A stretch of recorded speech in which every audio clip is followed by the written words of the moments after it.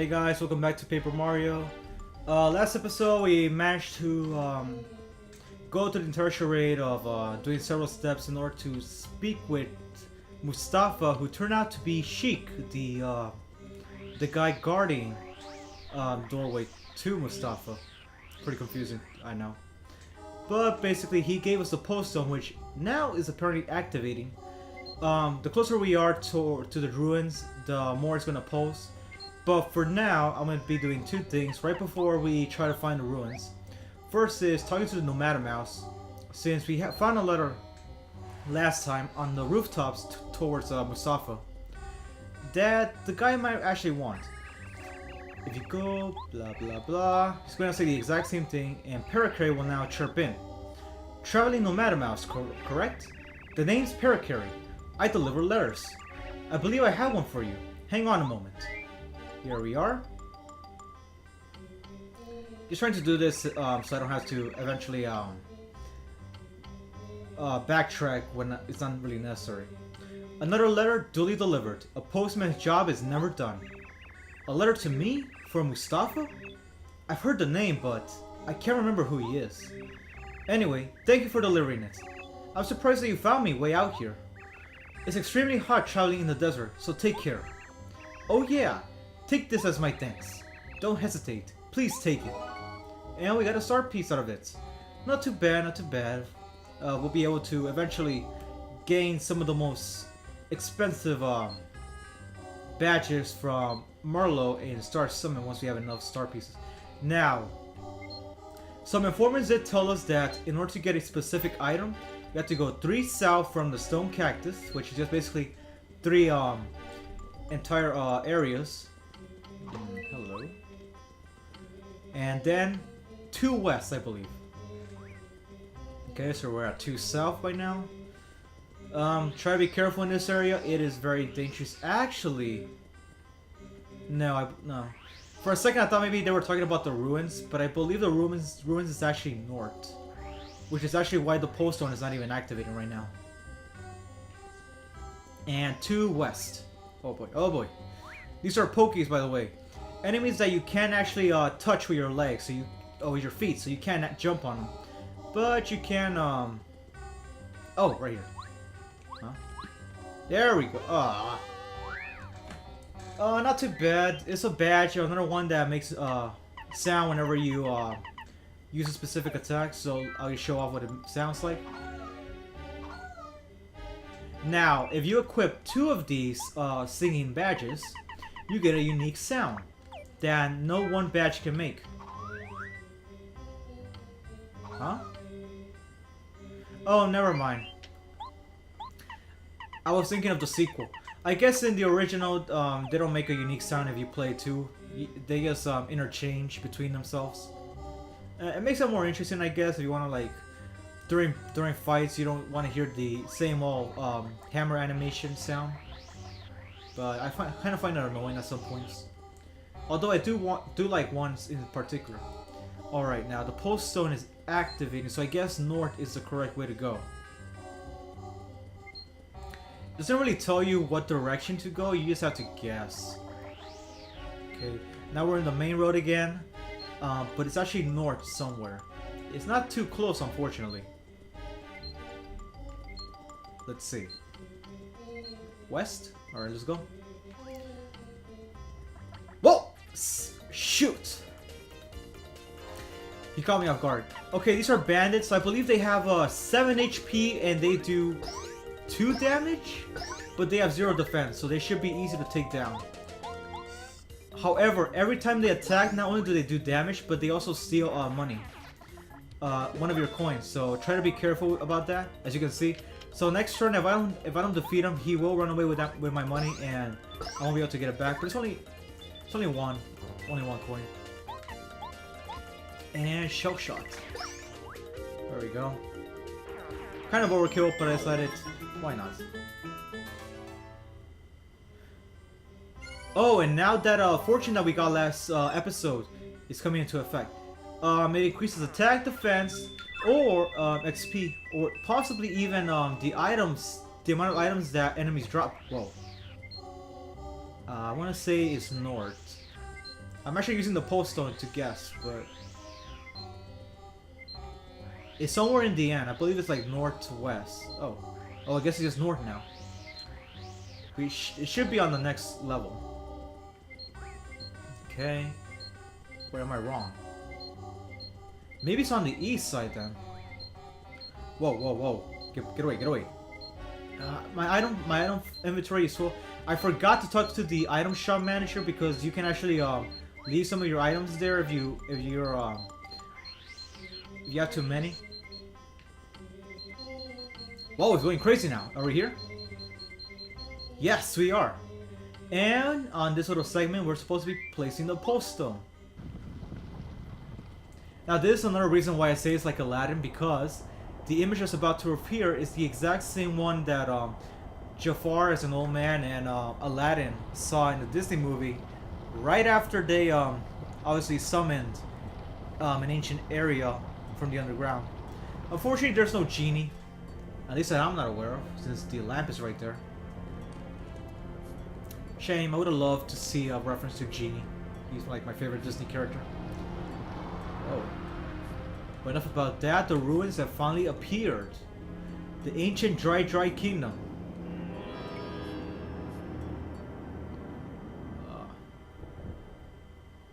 I figured this out like many years after I had the original N64 version of Paper Mario. So I didn't really play this until the Wii port. I believe maybe 3 years ago. And I was finally ecstatic that I mean, it wasn't really a difficult puzzle as long as you pay attention. And unfortunately, that kind of annoyed me. But at the same time, I was like ecstatic because I will finally be able to beat Paper Mario. And this was after I've already done Paper Mario, Thousand Year Door, and Paper Mario, and Super Paper Mario. Black Block! I'm the huge, scary Tutan Koopa, remorseless king of the desert. Who dares set foot in this, my palace of the sands? Speak and be known. Be gone from this place now, or disaster will befall you. So apparently, a ghost is among us. Alrighty. Kind of like Indiana Jones. We have to be careful here. Whoa. Might as well make it clear. The only ally that you have that can actually damage these Pokies without sustaining any damage will be Cooper. So I recommend keeping him out during the fight. It's also a good idea to potentially have upgraded him because you might be using Cooper more often than the other characters. I kind of regret having powered up Goombario, but at the same time, I do find the charge ability to be useful in some scenarios later on.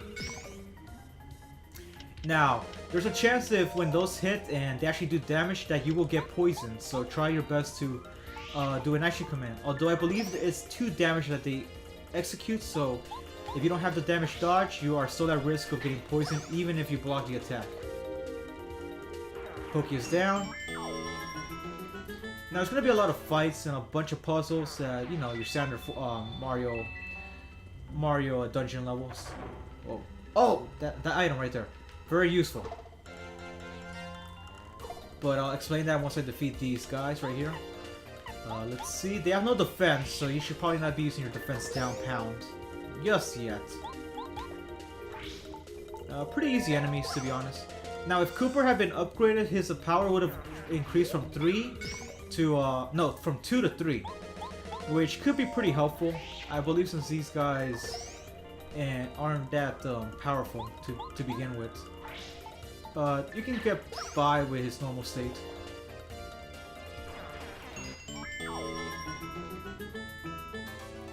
Alright, we're done. Okay, now this item, very useful. This is the Spike Shield.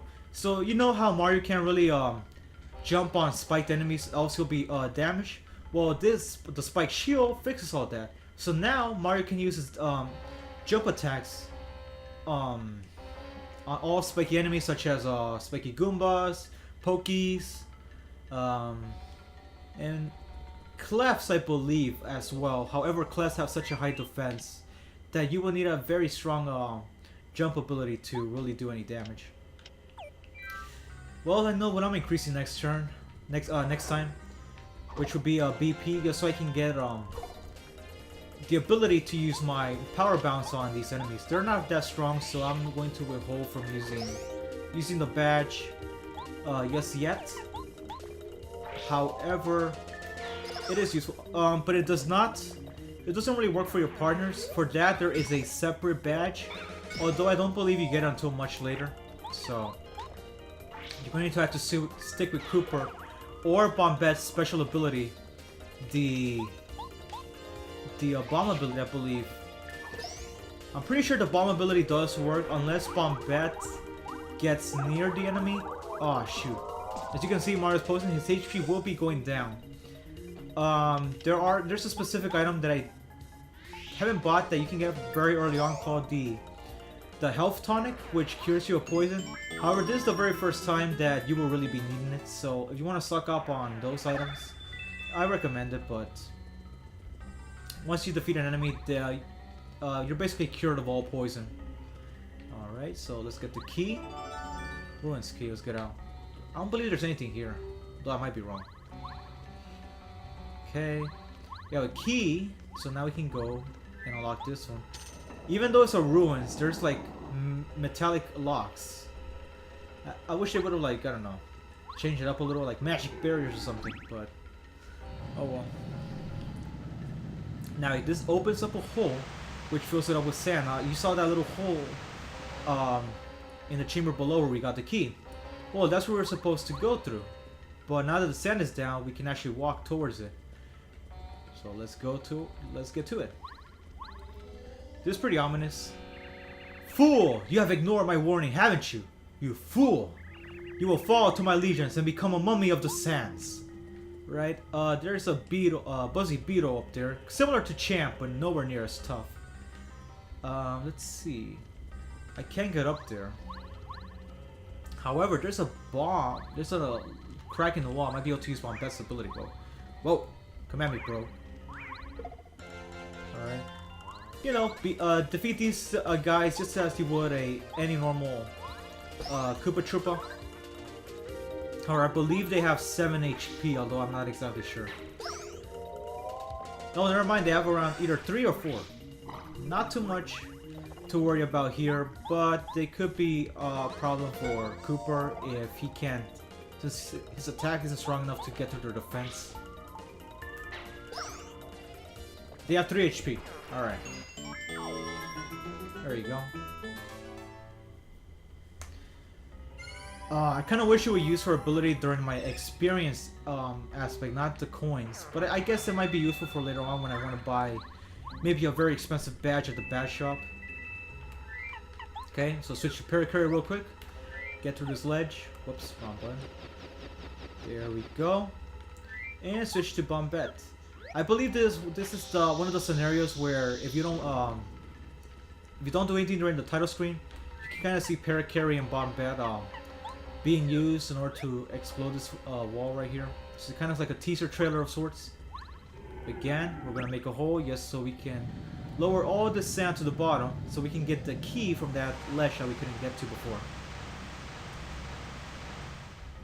Kind of an interesting mechanic, although I wonder how in the world a switch is going to cause the wall, a brick wall, to just convulse like that. Now let's see. Let's get the Curie real quickly. There doesn't seem to be anything else here, so let's move on. And nowhere to go but down. Oh, Buzzy Beetle. You can fight him if you want. Going to avoid him. There's a lock. What's in here? Oh, we can't break these. Hopefully this is a good indication that this is something that will, an upgrade that we'll be able to get on our hammer to potentially break those walls, those blocks. Although it's not really a guarantee. Okay.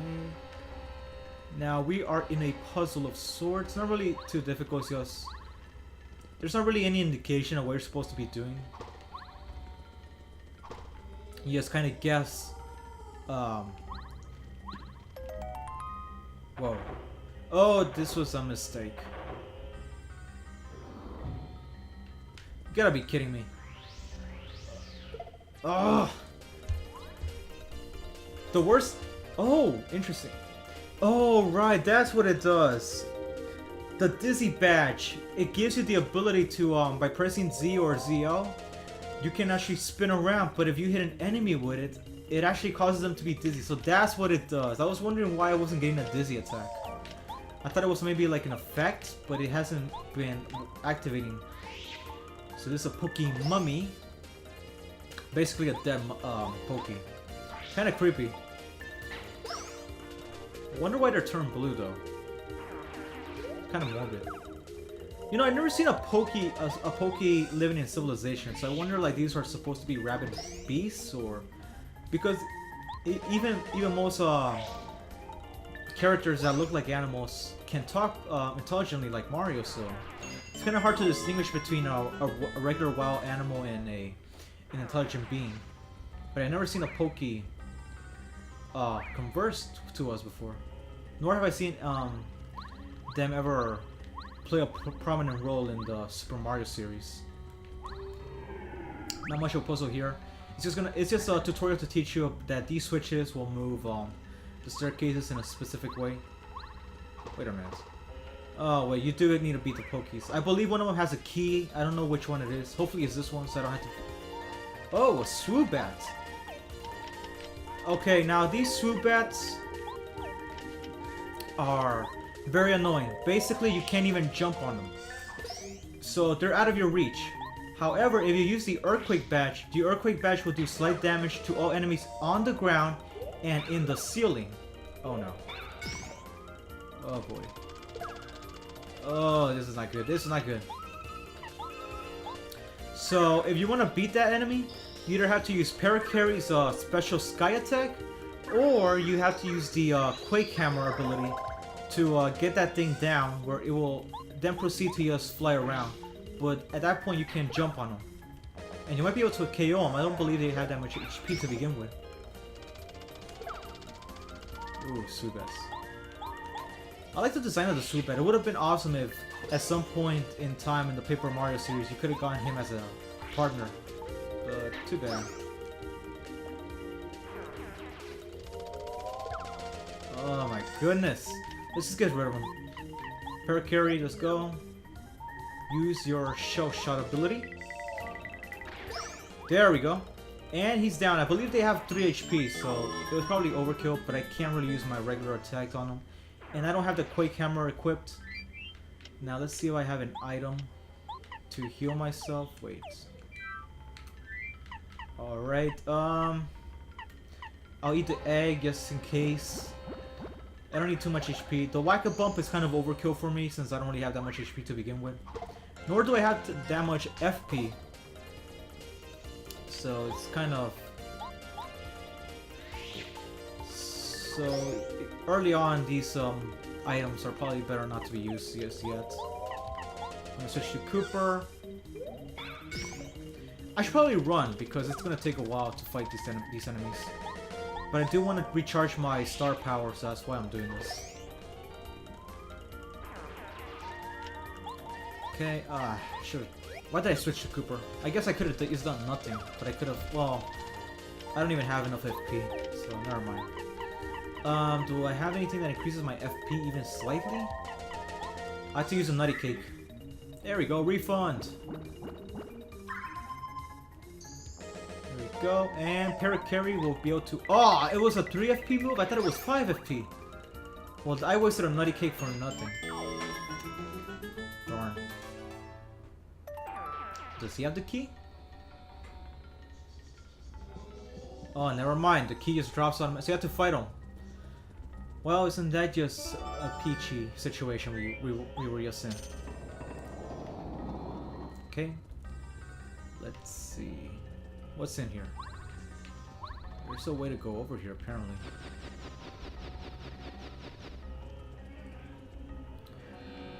Sorry if you can hear my neighbors. They're pretty loud, unfortunately. Even though they're right down below and they can probably talk with your inside voice, they tend to just scream. Huh? Wait, come on, don't go in that room. Oops, I mean, flee now while you still can. If you continue, you'll feel a horrible curse. Yeah, right. But with that being said, I think it's time to wrap up this episode. So next episode we'll continue on our way through these ruins, and potentially maybe even finally get an upgrade on this hammer, because we keep seeing these steel blocks that we can't break, and I mean there has to be some way where we can upgrade this hammer in the ruins, unless potentially I skipped something, in which case I might have to go back. But anyway, see you guys later. Bye.